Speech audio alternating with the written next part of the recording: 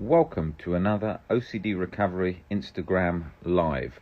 I thought I would come on here today and talk. I'm going to be back on here soon doing question and answers, but I wanted to come on here and talk a little bit about perspectives and how some of my perspectives changed through life in different areas that you wouldn't immediately think of these as things, but they're kind of irrational beliefs that when I changed them, I realized there's thousands of these kind of beliefs, but I wanted to talk about just some that showed me that our perspectives of things direct so much of our life, of course. And one area that changed for me was in liking dogs and cats. We tend to have a phrase that we all tend to say, which is, what do you like, dogs or cats? Like it's a black and white thing. Like we either like one or we like the other. It's absolutely ridiculous.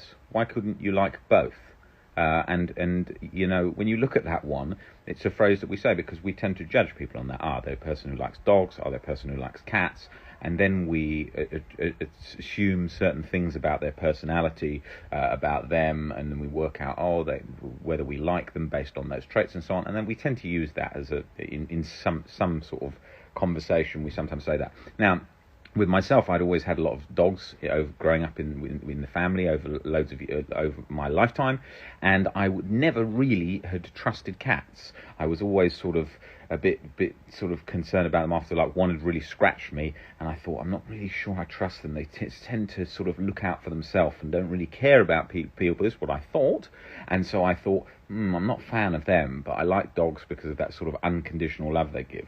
And then I was thinking about this, and I was reading different quotes about Greek and Roman philosophy one day, and one of the quotes that came up was saying how you can learn so much from the life of cats, and being around cats is very, very important in terms of our own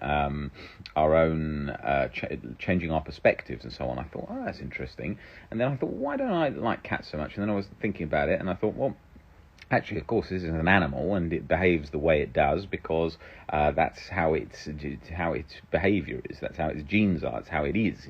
It acts like that, not out of just because it's a bad cat or a bad person. Same, with that self-rating that you get in the third book on the reading list, Albert Ellis's Myth of Self-Esteem, that goes into great detail on that, and we often talk about that on these videos.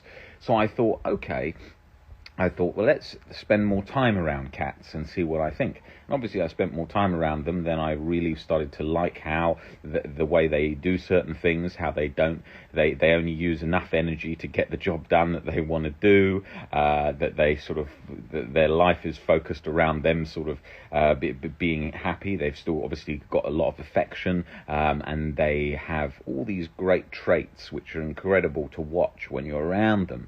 And I started to really like them, and then I became a huge fan of cats as well as dogs. And then I thought, how ridiculous this belief is that people just write off an animal based on some beliefs that we hold, like, I don't like dogs because a dog bit me. Well, that's absolutely ridiculous. Of course a dog is going to bite you. It's designed to do that through evolution for survival and for eating and attacking and so on.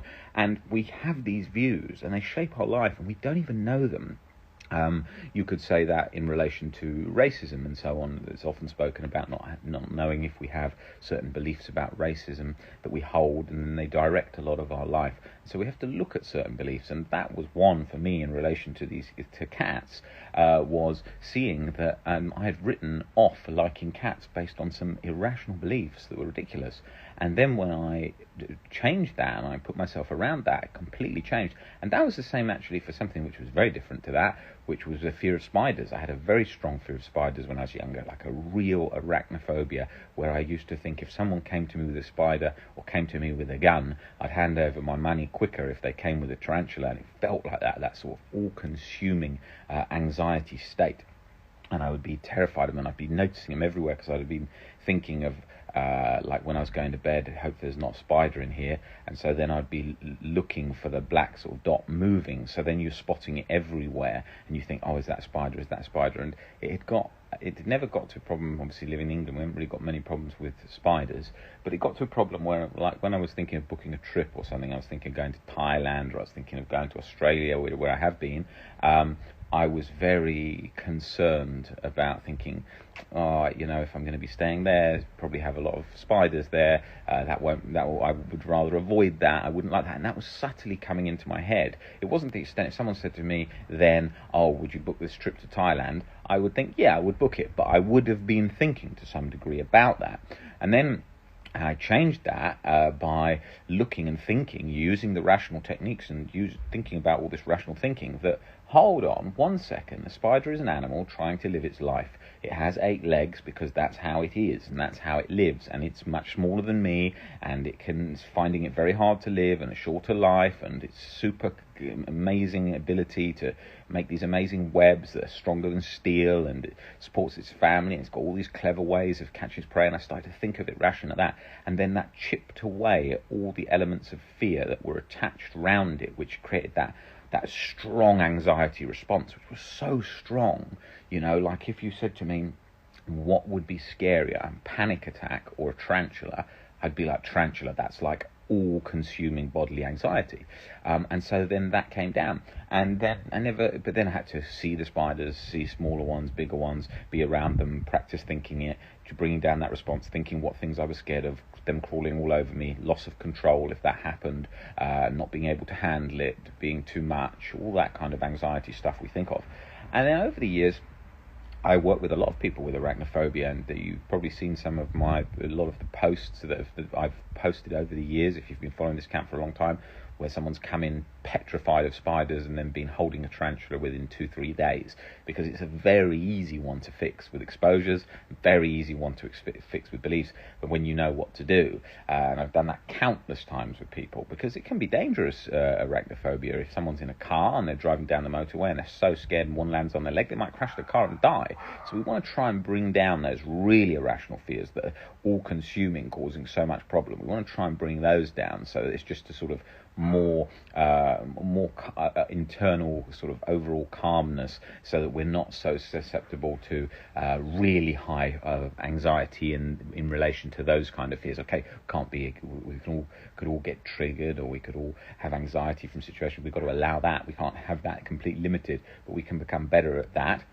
I mean, if someone just came in here and walked and held a shotgun to me, I don't think I'd necessarily be completely rational. I haven't been in that situation, but so that's what I'm saying. You're not going to be able to protect yourself from all anxiety experiences, but you're certainly going to be able to help reduce it in a lot of areas of your life that brings in that strong fear response. Okay, let's have a look here. Someone's just said, I don't like cats. Well, you know what to do there in terms of experience to change that belief. It's a belief, like I was saying, that I had for a long time, and then with practice it really changed, and I love cats. I even thought about buying one the other day, because I'm often travelling. It's not the most practical, but I do completely change my perspective on that. Let's have a look here.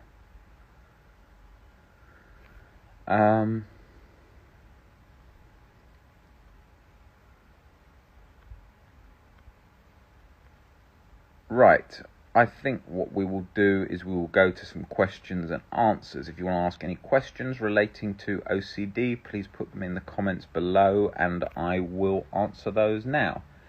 Acceptance is the key to living a better life. It sure is. It changes so much.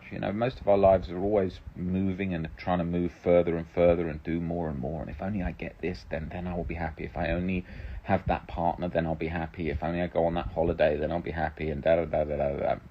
Constant chase. And if you're not happy with where you are now, what makes you think you're going to be happy in the future? Famous sort of thing that Greek and Roman philosophy commonly draws on. If you can't be content with what you have now, why do you think you're going to be content with the thing in the future? Of course not. Humans are inclined to keep wanting to chase more and chase more and chase more. That's obviously, of course, what's going to happen. But at the same time, we've got to learn to accept what we have. Our lives are like that. When you're a kid, you want to grow up. When you're growing up and you want to leave school, college, whatever, it's constant chase, constant chase, constant chase. And that's the same with OCD, of course, wanting to get away from that sensation. I just need to get away from this sensation. Of course, naturally so, but then it becomes too much of a chase. any questions that you want to ask? I have OCD and I never feel that I'm enjoying because I have worse quality sleep. Yes, you will tend to have not great sleep often with OCD. I never had a problem with sleep for many years. With OCD, I never had a problem with sleep at all.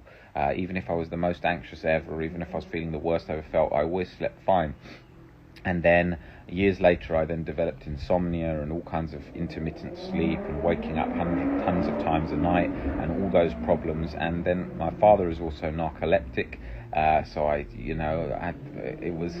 don't know, on a genetic level, my sleep wasn't great anyway then at that point. But what the main problem was my fear of how of those symptoms sort of invading and sort of pervading into the day and making life difficult and challenging. That's what was the problem, not so much the sleep. I often don't get the best sleep now, not because of sort of stress-related things, because we're all going to naturally have different stress-related things and situations that come along in our life. We're all going to have that happen. But not because of that, like say, for example, I'm going away and there's a lot to do and so on, just the general stress, that doesn't really affect sleep. It tends to be things like going to bed really late and then waking up at different times. Drinking alcohol sometimes doesn't always, sleep isn't always as great. I think I'm sort of predispositioned through the sort of genes of my father to have something that's slightly off on sleep sometimes. So sometimes I am like that. Sometimes sleep isn't great. But then for years I never had a problem sleeping. So it's funny. I try to pinpoint it sometimes why I experience that. I don't exactly know, but does it bother me? No, because once I'm getting on with the day, it's not an issue. I still have some health conditions that are genetic. I have my father has very bad gastroesophageal reflux disease, which I have, but I don't really have any problems now like I used to when I had anxiety. But I still have a condition called LPR. Won't pronounce it correctly. It's called like laryngeal reflux disorder or silent reflux. So I get that if I'm smoking certain things, like smoking shisha or something, I can feel that I get that, and I get it after eating sort of really rich, heavy meals, or if I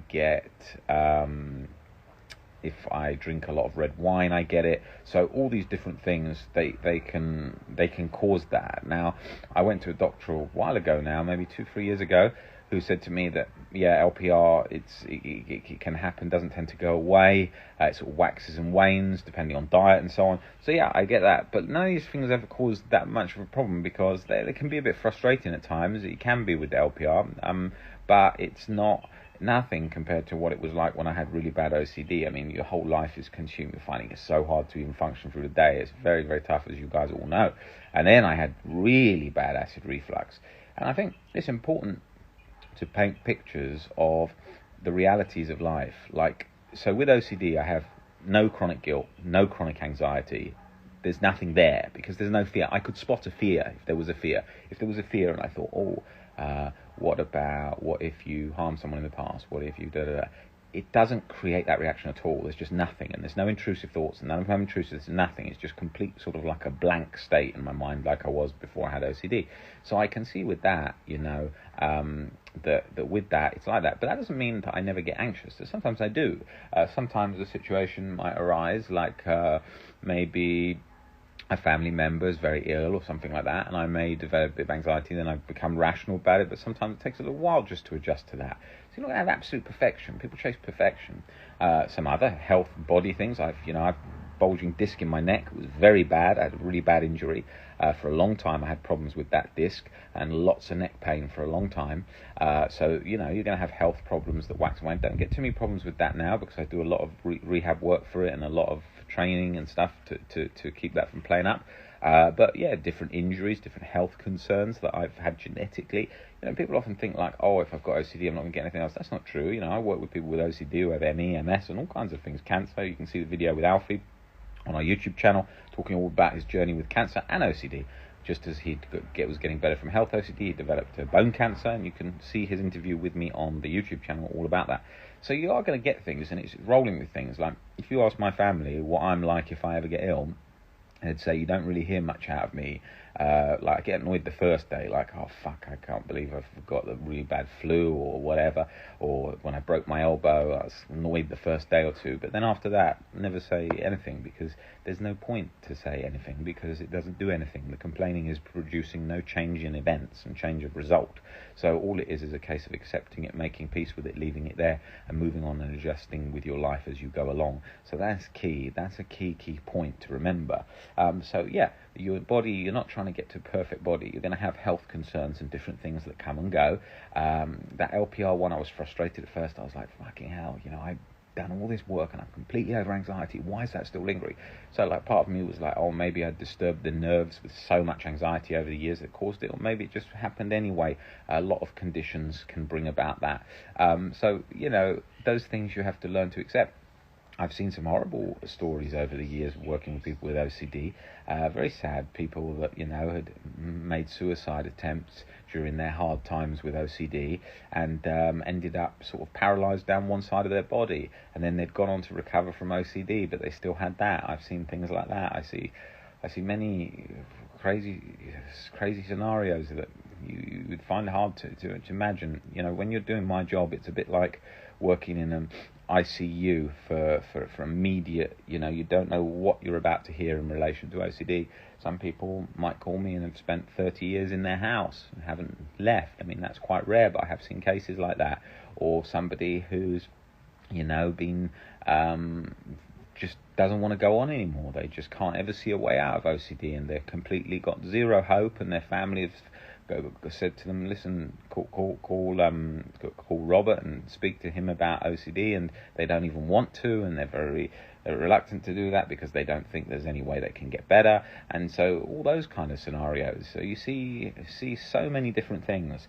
Some really horrible sort of scenarios in life, especially when people are young, or people who've maybe got divorced 3 or 4 times because of ROCD and not known they had ROCD, or things like maybe someone had a financial related OCD, so they were very scared of getting into debt or something, so they never ever spent money on anything, and so hid from so much, so they hadn't lived much at all. Or someone like who's consumed in the house and completely locked up in there and doesn't want to, feels like they can never get out, and is caught in contamination rituals 24/7. All these different things. But yeah, over the years, all those things, I'll be covering a lot of that in my book about very extreme cleaning rituals people have done with injuries with bleach over the years, where they've been trying to clean themselves so much. Or, like I said, people who haven't left the house, people who've left civilization, gone to live in a cabin in the woods. I've had people come in like that to me.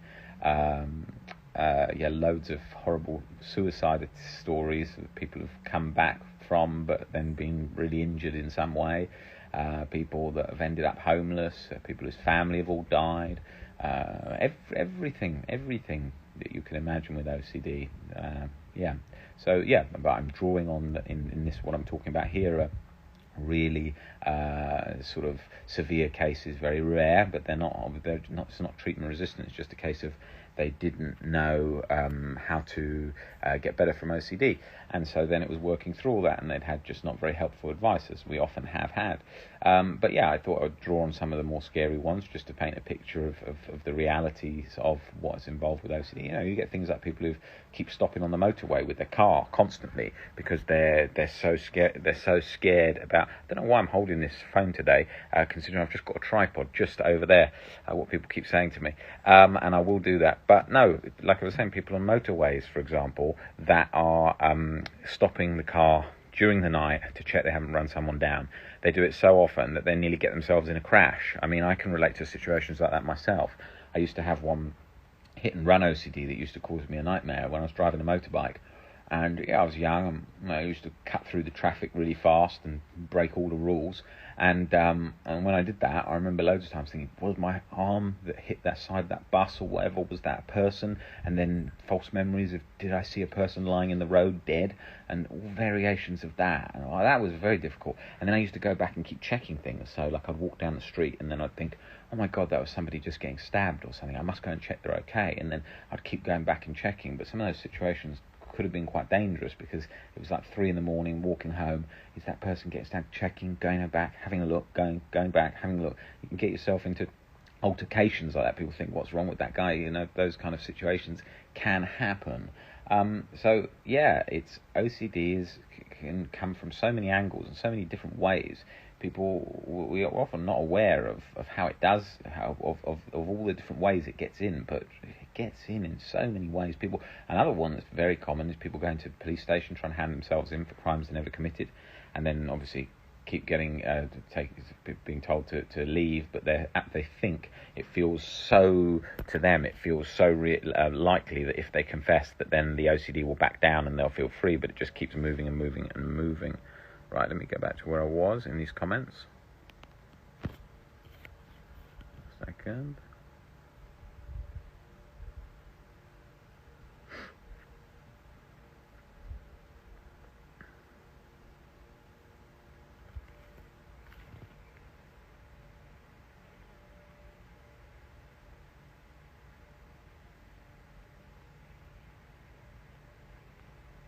My brain controls me, someone wrote there.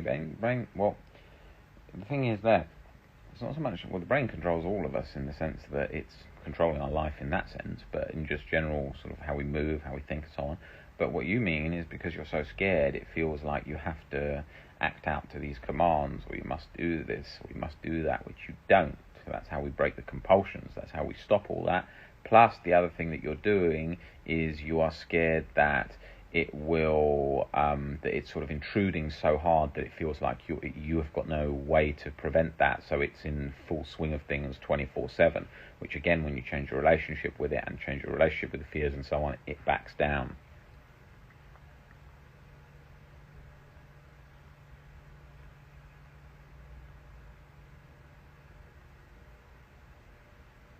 Now, in relation to those HOCD questions, we had an HOCD webinar that was yesterday, and we've got another one that's coming in 2 months' time that will be going into a lot of detail about that. You're not going to be able to work out with HOCD whether it's real or not. You're not going to be able to do that with any of the OCD fears. As much as we can be very aware, oh, it's unlikely, the brain will keep going, yeah, but it's an exception, this is different, this is the 0.001 chance, this feels different, this is real, and it won't budge on that. That's why we work on unconditional self-life and other acceptance, to create that framework, that mental framework, to reduce the anxiety and create a platform, a sort of internal platform that OCD can't latch onto and can't thrive in there, because it only thrives because it's got a good grip with all those strong irrational beliefs, fear of fear, limited understanding of OCD, not wanting it there, all of that combination together, which is keeping it all fueled and fired up. What was the next thing that I wanted to talk about today? I wanted to talk about, with perspectives, you've got to think of them a bit like layers of an onion. So with the layers of an onion, you're peeling off these very small layers, and that's what changing perception's like. It's very small layers that then build up and build up and build up to get under those core fears, get under that chronic guilt. Because that's what we feel. Even people think, oh, I'm better, but they often still got chronic guilt and chronic anxiety lingering, because it's sort of one of those last layers that still hasn't lifted, because their beliefs are still very rigid in place. And that's what we cover a lot in the one-to-one sessions that I'm doing, sort of picking apart, looking exactly what's keeping it latched and keeping it lingering, and breaking down those subtle irrational beliefs, as well as changing relationship with fear of fear, which we also do in the webinars, in the fear of fear webinar. And the good one we've got, the one we've got coming up on acceptance, slightly different to the one that was just on unconditional self-acceptance. It's going into much more detail on acceptance in general, as well as that. So yeah, that's key there. Like with the thoughts of thoughts approach, we get used to just sort of leaving thoughts there and so on, but it doesn't get under OCD deep enough to release it in most cases. It's kind of a light where we still feel we're sort of riding the roller coaster, and you can usually see that by when you listen to recovery stories of people that have just applied thoughts of thoughts. It's very sort of waxing and waning, not very robust. Usually, often with milder OCD, they don't feel like they have a problem. With this sort of more chronic, severe OCD, tends to be sort of more waxing and waning, this kind of roller coaster of symptoms. Okay, I will come on here and do the questions and answers because I forgot I've got to go now actually because it's 5 o'clock UK time, 6 o'clock here where I am, and I have an appointment now. But I will be back on soon to cover a lot more of your questions, and I will, if there's anything you want to ask in the meantime, just DM me so that I can cover it in the next Instagram Live. I don't cover DMs, questions in general, but I cover what's asked in the next Instagram Live. Guys, I will see you on that very soon. Take it easy, guys. See you later.